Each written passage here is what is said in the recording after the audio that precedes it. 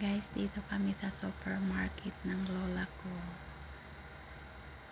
Naghahanap siya ng gulay. Kahit matanda na yan, guys. Gusto pa talaga niyang pumunta sa palengke. At napakakuripot. Magtingin-tingin lang yan siya sa mga gulay. Tapos, pag nandito kami sa palengke, ayaw niya magpahawak. Maglakad lang yan siya dahan-dahan. Ayan ang mga gulay kayo.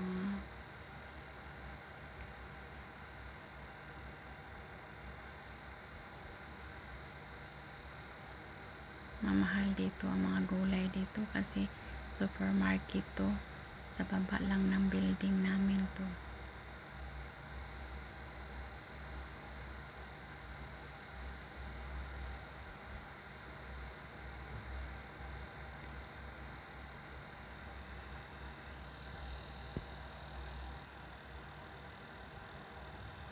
Ayan na yung lola ko, nagtingin-tingin siyang itlog niya, hindi man bibili. Maghanap yan siya ng murang itlog.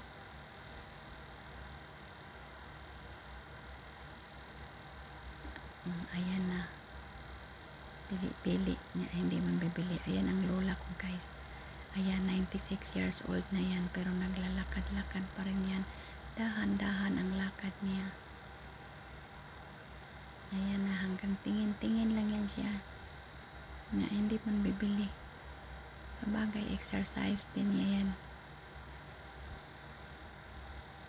Yan na guys. Yan lang ang video ko. Maiksi lang.